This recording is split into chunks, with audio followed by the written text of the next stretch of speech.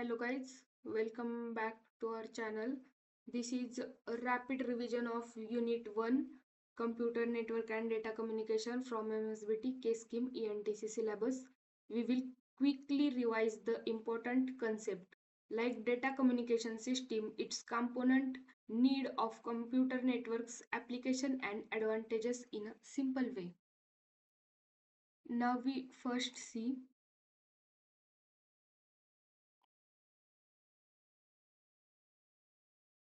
आता हा जो आहे आपल्याकडे युनिट 1 त्याच्यातील आपण 1.1 आणि 1.2 पाहणार आहे सिलेबसमधील, ज्यात आपण डेटा कम्युनिकेशन सिस्टीम, त्याचे component, message protocol, transmitter, medium आणि रिसिव्हर हे पाहणार आहे. आता डेटा कम्युनिकेशन सिस्टीम काय आहे?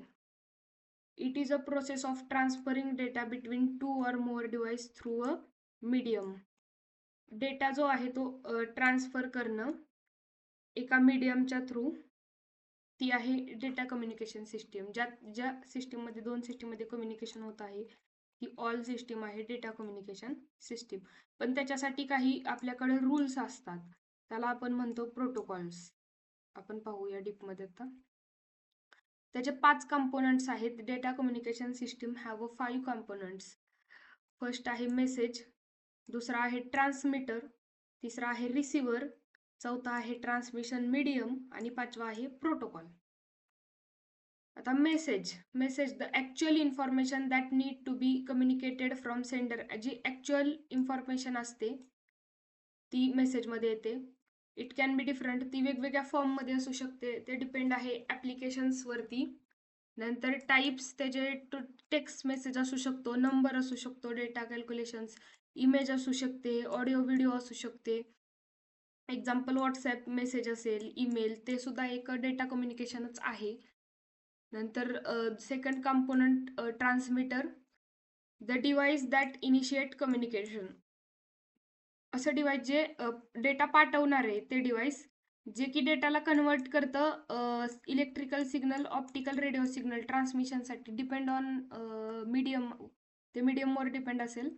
त्याचे फंक्शन आहे इनकोड करायचं डेटा ट्रान्समीटरचं, सेंडिंग सिग्नल इन टू मीडियमच्या थ्रू सेंड करायचा. आणि एक्झाम्पल मोबाईल असू शकतो ट्रान्समीटर, फोन असू शकतो, कम्प्युटर असू शकतो, लॅपटॉप असू शकतो. हे आहेत आपले एक्झाम्पल याचे. हे फंक्शन आहेत ट्रान्समीटरचे आणि ही आहे डेफिनेशन. आता receiver, the device that accept the transmitted signal. असा डिव्हाइस जो ट्रान्समिटेड सिग्नल ॲक्सेप्ट करतो आणि कन्वर्ट बॅक करतो ओरिजिनल मेसेज. म्हणजे ओरिजिनल मेसेज तो कन्वर्ट करून घेतो, म्हणजे डिकोड करतो. त्याचे फंक्शन्स काय आहेत तर डिकोडिंग द सिग्नल आणि डिस्प्लेइंग ऑर स्टोरेजिंग डेटा, आणि डेटा स्टोअर करून घेतो. एक्झाम्पल रिसिव्हर कोण असू शकतं तर अनादर मोबाईल, कम्प्युटर. आता चौथा कंपोनंट आहे transmission medium, the path or channel through which data travel from. Sender आणि रिसिव्हर मध्ये जो पाथ आहे, जे मीडियम आहे, त्याला आपण म्हणतो ट्रान्समिशन मीडियम. टाइप्स कसे असू शकतात? वायर्ड असू शकतो किंवा वायरलेस पण असू शकतं. वायर्ड असेल तर ऑप्टिकल फायबर, कोआक्सियल केबल आपण वापरू शकतो. नंतर वायरलेस मीडिया असेल तर आपण रेडिओ वेव्हच्या थ्रू किंवा सॅटेलाइट कम्युनिकेशनच्या थ्रू कम्युनिकेशन करू शकतो. आता लास्ट कंपोनंट आहे प्रोटोकॉल. प्रोटोकॉल काय आहे तर एक सेट ऑफ रूल आणि स्टँडर्ड्स जे की गव्हर्न कम्युनिकेशन. एक सेट आणि रूल्स आहेत एक प्रॉपर कम्युनिकेशन होण्यासाठी. Ensure data is sent and receive correctly आणि इफिशियंटली. आता प्रोटोकॉलचे फंक्शन काय तर इरर डिटेक्ट करायचं, डेटा फॉर्मॅटिंग करायचं, सिंक्रोनायझेशनसाठी. एक्झाम्पल प्रोटोकॉलचे एक्झाम्पल कोणते तर TCP/IP, HTTP. TCP/IP इंटरनेट कम्युनिकेशनमध्ये वापरतो, वेब कम्युनिकेशनमध्ये वापरतो आपण HTTP. आता आपण इथं पाहिलेलं आहे 1.1, जो की 4 मार्कालाही प्रश्न येऊ शकतो आणि 2 मार्कालाही या टॉपिकवरती येऊ शकतो. हा पाहिलेला आहे. हीच डायग्राम काढायची आहे आपल्याला, एक sender, receiver, transmission, message.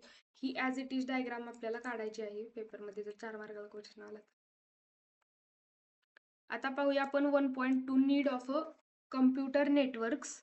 5 we need networks. आपल्याला नेटवर्क्सची का गरज आहे तर पहिलं टू शेअर डेटा, आपल्याला डेटा पाठवायचा आहे, फाईल्स, डॉक्युमेंट, त्याच्यासाठी आपल्याला नेटवर्कची गरज आहे. Share resources, printer, internet share करायचं, आपल्याला रिसोर्सेस शेअर करायचे त्याच्यासाठी आहे. इनेबल कम्युनिकेशन, कम्युनिकेशन इनेबल करायचंय, चॅट असेल, ईमेल असेल. नंतर कॉस्ट रिड्यूस करायची, एक्स्ट्रा डिव्हायसेसची गरज नाही, आपण डिव्हायसेस शेअर करतोय म्हणून आपल्या सिस्टीमची कॉस्ट पण रिड्यूस. टू इम्प्रूव्ह इफिशियन्सी आणि प्रोडक्टिव्हिटी इन्क्रीज करायची, त्याच्यासाठी आपण वापरणार कॉम्प्युटर नेटवर्क्स. हे आहे त्याचे needs of network, 5 need networks. आता example, share printer in office network, ऑफिसच्या नेटवर्कमध्ये एक प्रिंटर आपण शेअर करतो, म्हणजेच एक प्रिंटर यूज करतो. नंतर सेंडिंग फाईल थ्रू इंटरनेट, इंटरनेटच्या थ्रू फाईल आपण सेंड करतो. नंतर आपण पाहूया नेटवर्क क्रायटेरिया काय आहे. तर पहिलं performance, define how fast and efficiently data is transmitted, data किती फास्ट आणि इफिशियंटली ट्रान्समिट होतं हे त्याच्या परफॉर्मन्स आपण त्याच्यावरून डिफाईन करू शकतो त्या सिस्टीमचा. तो कसा मेजर करणार आपण, बँडविड्थ किती आहे, जेवढी जास्त बँडविड्थ तेवढा maximum data capacity.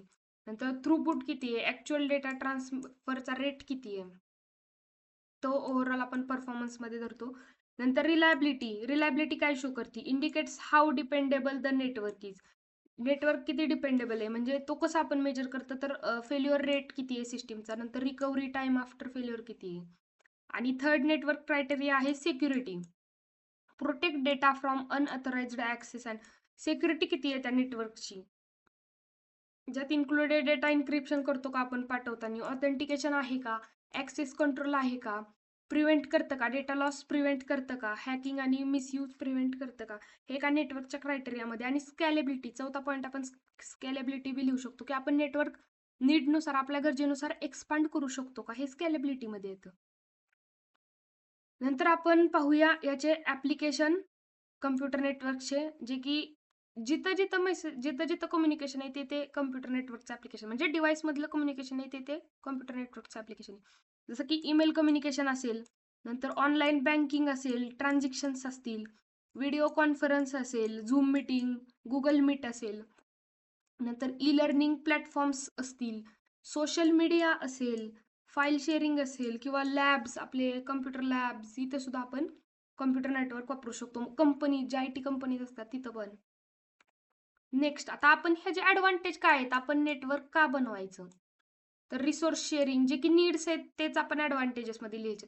Resource sharing, printer, file, internet, fast and easy कम्युनिकेशनसाठी, नंतर कॉस्ट सेव्हिंगसाठी, नंतर सेंट्रलाइज डेटा, एका ठिकाणी सेंट्रलाइज डेटा मॅनेजमेंटसाठी, नंतर इझी डेटा बॅकअप अँड रिकव्हरीसाठी, आणि remote access to system and data, remote access घेण्यासाठी.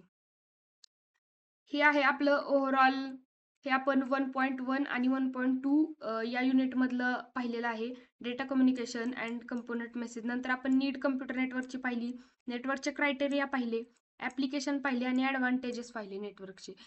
तर हे आपलं आहे आजचा 2 टॉपिक.